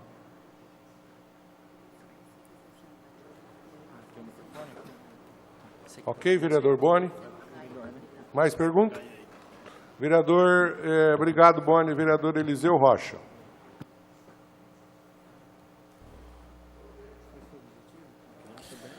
Muito obrigado, vereador Marinho Sampaio. Parabéns pela iniciativa. Cumprimentar os membros da mesa, na pessoa do senhor Roque Felício, cumprimento aos demais. Também aos demais vereadores aqui presentes. Meu boa tarde. Analisando os valores de reajustes que houve em todos os anos, a gente percebe que todos os reajustes eles foram acima da inflação. Nós temos um exemplo, em 2014, que estava R$ 3,00, em 2015 passou para R$ 3,40, ou seja, teve um aumento de 13,3% de reajuste, 13,3% de reajuste. Quando, na real, a inflação daquele ano foi de 10,6%. Os demais anos, nós temos aqui o ano de 2016, teve um reajuste de 11,7%, quando a inflação foi de 6,29%. Então, todos os anos, o reajuste foi bem acima da inflação do ano. E quando o usuário do transporte público, aquele que é assalariado, tudo, ele teve um reajuste muito aquém da inflação. Quer dizer, então, acho que poucos pagam por muitos. Eu tenho visto ônibus, eu dou um exemplo, a linha que passa na Tomás Nogueira Gaia, no Jardim Irajá, à noite, por várias vezes eu vi o ônibus passando e fiz questão de falar com as pessoas que estavam comigo. Falei, olha lá, olha o ônibus passando, só o motorista, vazio. Então, isso a gente vem realmente encontrando. Falei, puxa vida, um grande prejuízo para a empresa, concordo com isso. Eu também tenho que ver o lado da empresa, eu sou empresário, quanto custa a minha empresa funcionando e sem ter o cliente e o retorno. E é difícil isso mesmo. Mas quer dizer, todos os anos, pelo menos esses últimos anos aqui, teve reajuste acima da inflação. Eu pergunto aos senhores, todos os anos foram praticados essa mesma modalidade? Ou não? Como que vocês trabalham esses cálculos de reajustes? Bom, o cálculo de reajuste é contratual, é uma fórmula paramétrica, ela tem mão de obra, combustível, peças de reposição dos ônibus, ou o valor dos ônibus, e uma parte que é inflação mesmo. Então, a cesta que compõe o reajuste da tarifa é diferente da inflação. Então, a razão é basicamente essa. Dentro da cesta de consumo da população não está peça de ônibus, né? Então, nem está a quantidade de combustível que o ônibus utiliza. Então, se isso aumenta mais do que a inflação, a média do reajuste do ônibus fica maior. É esse que é o problema. A fórmula paramétrica do ônibus é diferente da inflação. Só para pontuar, se eu não me engano, a Prefeitura, em algum ano anterior, contratou também o estudo da oficina, que de fato procedeu com algum tipo de reequilíbrio, considerando os efeitos de desoneração, quilometragem, mas todos esses efeitos de variação da tarifa com relação ao índice de correção do contrato estão contemplados no nosso estudo. Então, isso que o Rodrigo colocou explica a imensa maioria da variação, quando você olha o índice de inflação comum, o índice de preço do contrato é diferente daquele, portanto, está aí parte da explicação, mas em algum desses anos também teve uma parte de reequilíbrio mesmo, que, se eu não me engano, foi o pessoal da oficina contratado pela Prefeitura. O pessoal pode falar um pouco melhor, claro. Eliseu, só para esclarecer... Fica à vontade, Gustavo. Só para esclarecer, essa correção de valores da tarifa, quando ela é anual, por que ela é acima da inflação? Essa cesta de ativos, ela é, em resumo, 40%. O peso de 40% é de mão de obra, 20% é da inflação, 20% é de valores e peças de veículos e os outros 20% é do diesel. Então, essa cesta de ativos, que vamos falar assim, que é o que está assinado contratualmente ou acordado, que ele entra-se no cálculo para ter vamos falar assim, um reajuste da tarifa. Então, vamos pegar o exemplo. No último ano, o diesel teve um reajuste mais de 25%. Esses 25%, ele entra aqui multiplicado com peso de 20%. Por isso que ele sempre vai ser diferente da inflação. Pode até acontecer de algum ano essa correção ela ser menor que a inflação. Entendeu? vocês, desde o início do contrato, sempre foi assim, usou sempre a mesma metodologia, então, desde o início do contrato. Não houve em nenhum momento aquele caso que a prefeitura pediu, olha, não aumenta de jeito nenhum, tal, e que não aumentaram, e que agora está trazendo esse desequilíbrio financeiro, ou não? Desde o início do contrato, todos os anos, vocês aplicaram a mesma metodologia? Não, a grande maioria dos anos foi aplicado o índice de correção. Em 2015, que foi onde o Felipe falou, foi contratada a oficina pela prefeitura e teve um reequilíbrio econômico. Só que esse reequilíbrio econômico ele não se performou, até por questões de, vamos falar, de crise, a expectativa de obras de corredores e a quantidade de passageiro equivalente, que é aquela curva que a gente enxerga assim, ó, a cada 10 usuários de transporte, antes quase 9 pagavam. Hoje, a cada 10, praticamente 5,5%, 6% pagam. Mais uma coisa, nós temos a prefeitura ainda mantém com vocês o sistema leve e traz, que é aquele sistema de micro-ônibus, que aonde a linha de ônibus não chega, o leve e traz até o primeiro ponto e da partida no ônibus de linha convencional. Quem que banca essas despesas do leve e traz? É a prefeitura ou é o consórcio pró-urbano? Na verdade, não é uma despesa, vamos falar assim, ó, essa linha do leve-trás, que é chamada de leva-trás antigamente, elas são linhas alimentadoras. Então, elas são linhas operadas por micro-ônibus, onde o usuário ele paga uma taxa para usar, e a hora que ele entra no outro ônibus, vamos falar assim, no segundo ônibus, ele paga a diferença tarifária e qual ele chega em 4,20, entendeu? Então, ele tem custo, ele paga por isso, ele não vai gratuitamente, eu achei que era gratuitamente, desculpa a minha ignorância. Não, ele não vai gratuitamente, ele faz parte do sistema. Agora, se o usuário... O que é importante a gente frisar aqui, Eliseu? O usuário hoje, no modus que está operante, ele paga uma tarifa e ele pode andar com mais 2 ônibus gratuitos. Então, para quem usa o sistema. Então, ele consegue andar em 3 ônibus pagando em uma única tarifa. Ou até 4, né? Não, 3. São 3. Que nós ouvimos em alguns lugares, eu acho que São Paulo, não sei, o chamado esticadinho, né? Você paga uma passagem, você tem é itinerante, você segue no outro ônibus até um período, até um tempo de horário, isso. É isso mais ou menos? Isso, aqui em Ribeirão Preto é 120 minutos. 120 minutos. 120 minutos, obedecendo às regras de integrações. Certo. A demanda ela vai ser sempre menor pelas inúmeras facilidades de locomoção de hoje.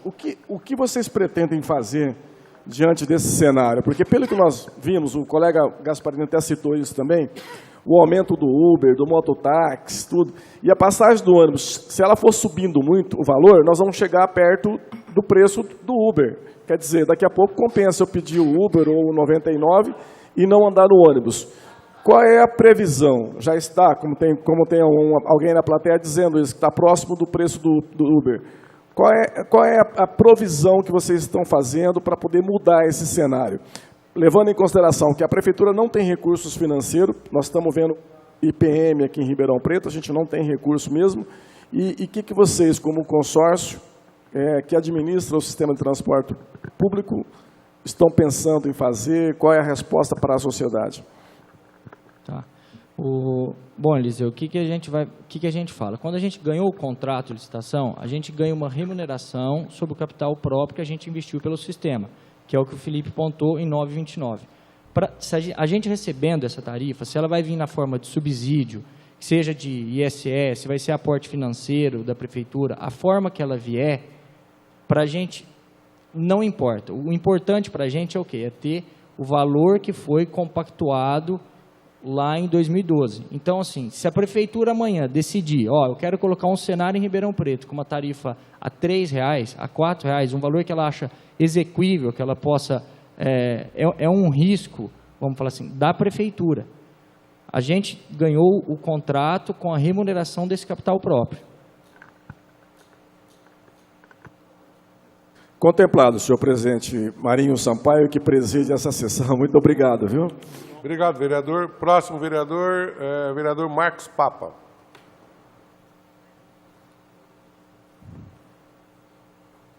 Bom, boa tarde a todos. Cumprimentar o Roque. Uma alegria recebê-lo aqui na Câmara, Roque. Cumprimentar todos os representantes da Pró-Urbano, membros da mesa, os técnicos da FIP. É um evento, quero agradecer ao vereador Marinho Sampaio pelo convite. É um evento que está acontecendo aqui na Câmara, a respeito de transporte coletivo. Eu me sinto na obrigação de me manifestar pelo fato de ter relatado a primeira CPI e presidido a segunda CPI do transporte. Eu vejo que a apresentação de hoje ela é válida como uma demonstração de cálculos matemáticos, mas ela não é válida para entender o problema seríssimo do transporte coletivo na nossa cidade. Nas duas CPIs provamos descumprimentos contratuais tanto por parte da Pró-Urbano quanto por parte da Prefeitura Municipal, sem que a Prefeitura punisse por descumprimentos contratuais. O que me levava a dizer, a Prefeitura, notadamente a Secretaria da Administração, que é quem tinha a obrigação ela é a gestora, é o poder concedente, e a Transerp falhando na fiscalização também. A Prefeitura também descumpria cláusulas contratuais.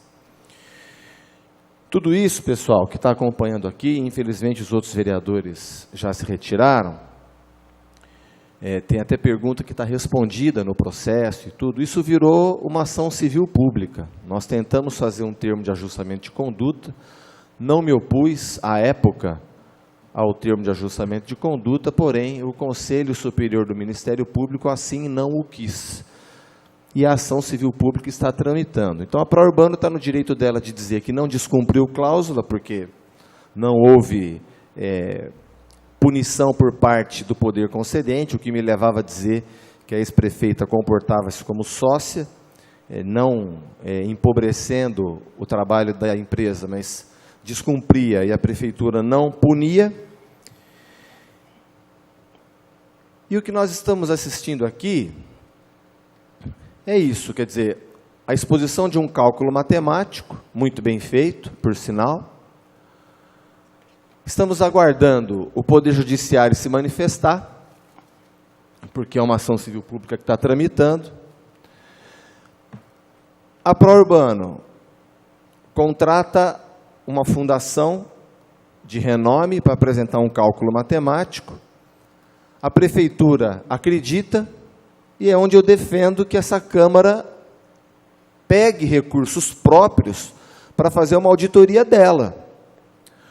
O Parlamento não tem uma opinião própria. Essa Câmara Municipal não tem. Ela pode concordar com o que a Pró-Urbano fala, ela pode concordar... Vereador Papa, só nós aprovamos aqui agora, em acho que uma sessão anterior, ou uma ou duas, a liberação dessa verba para a contratação dessa auditoria.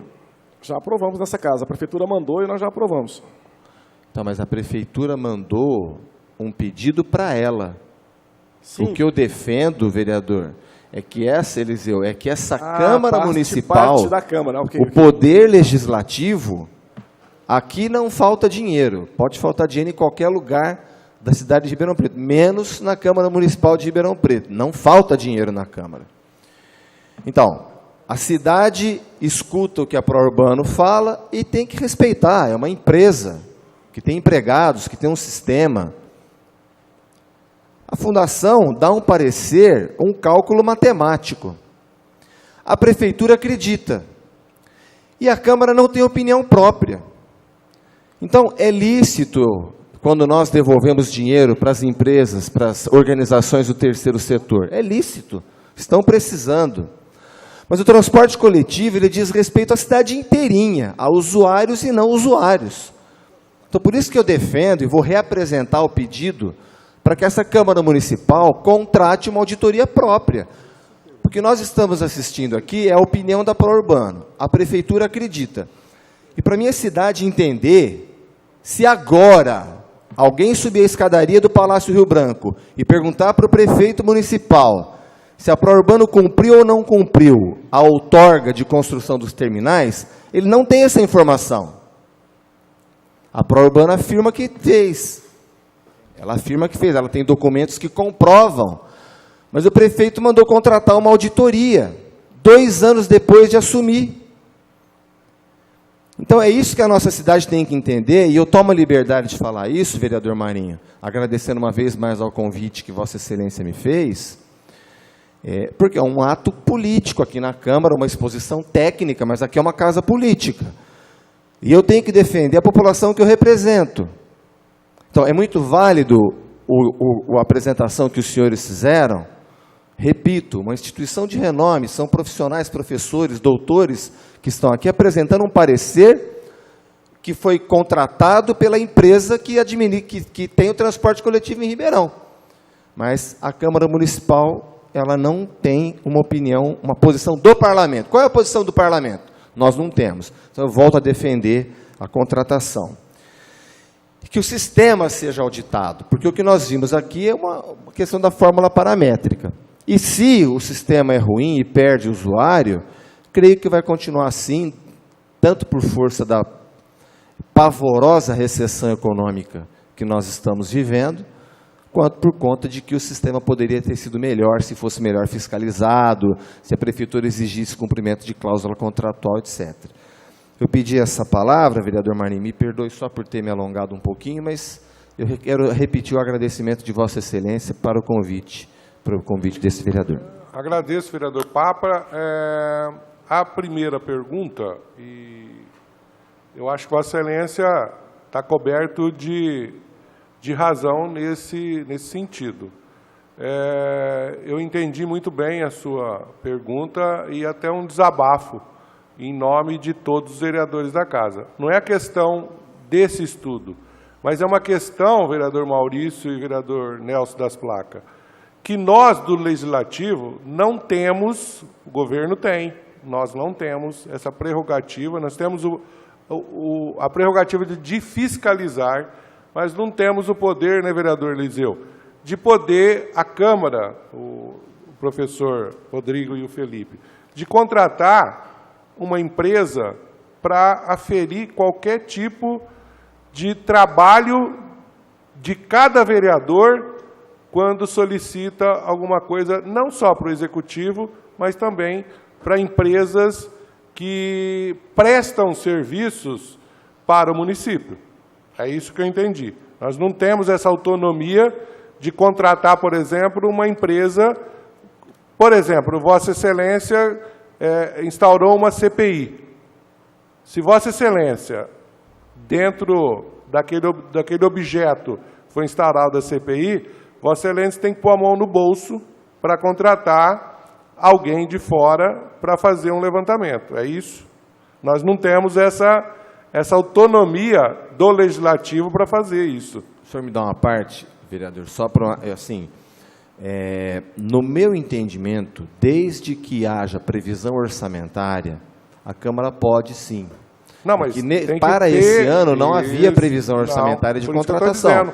Se nós fizermos essa previsão para o ano que vem, o Poder Legislativo pode contratar uma auditoria para instruir. Desculpa, eu ia complementar isso, que nessa pergunta sua, está na hora, sim, dos 27 vereadores já trabalhar para o ano que vem, para os próximos anos, de estar estabelecido dentro do orçamento da Câmara. Tá?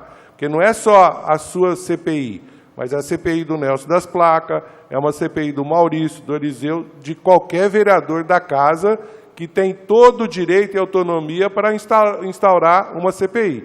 E, através de qualquer CPI, tem que ter os estudos de qualquer objeto de apresentação de uma CPI.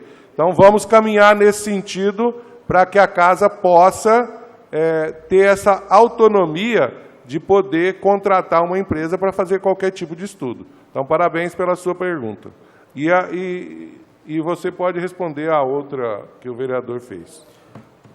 Doutor Marcos, veja só, isso não é um simples cálculo matemático, como o senhor falou, com todo o respeito. Assim, é que existem 3 elementos que estão envolvidos aqui.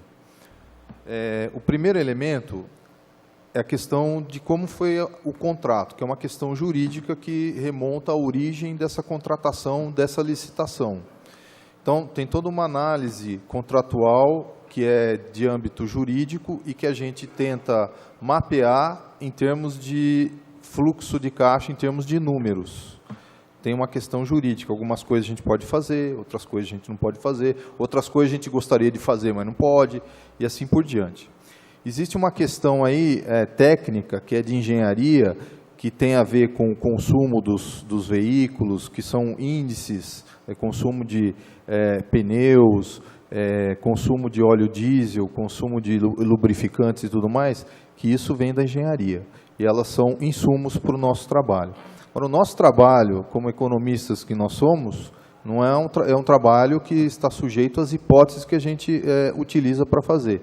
Não existe só essa metodologia para fazer esse tipo de cálculos, poderíamos usar a metodologia J-POT, só que tecnicamente ela está ultrapassada, por isso que a gente não utiliza. Então, o fato de ter uma metodologia melhor significa o seguinte, significa que as coisas evoluem. Matemática vai ser sempre a mesma coisa. Então, eu só queria dizer que assim, tem todo um conhecimento que a gente coloca nisso, que decorre dos nossos estudos, que decorre da nossa área de pesquisa e que está envolvido aí. E que não é simplesmente um cálculo matemático, tem hipótese, tem custo de capital, a gente tem que pensar sobre custo de capital, sobre o mercado, sobre financiamento, sobre uma série de variáveis que a gente não fica falando, mas que estão envolvidas nesse trabalho. Então, é claro que nós podemos ser contestados nas nossas hipóteses que nós utilizamos, podemos ser contestados, e vamos ter prazer em debater se estão corretas ou não. Mas ela não é um simples cálculo matemático. Além da complexidade matemática, tem um pouco, vamos dizer assim, de conhecimento e experiência que a gente coloca nesse trabalho. Só para concluir, o nosso trabalho aqui, ele não é diferente do que a gente acabou de fazer em Sertãozinho, do que a gente fez em Piracicaba. Então, não é porque a gente foi contratado pelo Pró-Urbano, às vezes a gente fica brigando lá, que eles não gostam do que a gente faz. Eu não tenho culpa, é aquilo. Então, nós não vamos discutir isso. Nós vamos fazer o que é certo, porque se a gente faz o que é certo, a gente consegue debater com qualquer pessoa que queira contestar os nossos trabalhos. Daí nós vamos ser honestos, boa fé, nós fizemos assim por causa disso. Se a pessoa que achar um erro, nós vamos consertar o erro, sem problema nenhum. Para o vereador Nelson, não? Para caminhar já para o final da nossa reunião de hoje, quero convidar o Roque Felício Neto, que é o presidente do consórcio, para fazer uso da palavra. Boa tarde a todos. Agradeço aí a oportunidade do consórcio, junto com os professores Rodrigo e Felipe, estar explanando a questão do equilíbrio econômico-financeiro do sistema de transporte coletivo urbano da cidade de Ribeirão Preto. E, em nome do vereador Marinho Sampaio, gostaria de cumprimentar todos os demais vereadores aqui presentes e a plateia que disponibilizou o seu tempo para estar ouvindo um pouco sobre o nosso sistema de transporte. Dizer para vocês que nós, como operadores de veículos, de ônibus, aqui na cidade, sabemos da nossa responsabilidade junto ao município. Não é interesse nosso que essa tarifa suba de forma que fique difícil o pagamento ao nosso cliente, ao nosso usuário. Temos a nossa responsabilidade sobre isso, só que também temos um sistema para gerir todos os dias do ano, saem mais de 360 ônibus para as ruas de Ribeirão. Então, nós temos também a responsabilidade de estar acompanhando a saúde do equilíbrio econômico-financeiro desse sistema. O sistema de transporte não é só colocar ônibus na rua, tem muita coisa no bastidores dele, dentro das garagens, as oficinas, tudo tem que sair perfeito. Mesmo assim, é muito problema que a gente depara nas ruas esburacadas, entendeu? É muito problema. Então, o que a gente enxerga na questão das obras que estavam previstas há anos atrás, que está sendo esperada há muito tempo pela população de Ribeirão Preto e pelo sistema, é que com essas obras de corredores, faixas exclusivas, os terminais e estações que foram feitos pelo consórcio a título de outorga, que a gente possa, como operador, dá para o nosso cliente, ao usuário do sistema, uma velocidade comercial, no qual eu até vi comentário de um vereador, que o usuário possa fazer o seu deslocamento num curto espaço de tempo e, com isso, a gente tenha mais eficiência para poder gerir um sistema de transporte moderno, que é o que a cidade de Ribeirão Preto merece. O nosso sistema tem muita tecnologia embarcada. Pô, nós temos aplicativos, nós temos validadores, os ônibus são modernos, muita gente fala na questão do ar-condicionado, podemos conversar isso no futuro próximo, por que não? Eu acho que tudo tem que estar aberto. Agora, temos que entender também o seguinte, que esse sistema custa. E também, se não for saudável, fica difícil se fazer os investimentos e até a sobrevida das empresas. Tem empresário que estava conosco há 3 anos atrás, já vendeu para um terceiro, que já vendeu para outro, e vai ficando ruim. Daqui a pouco fica um sistema falido.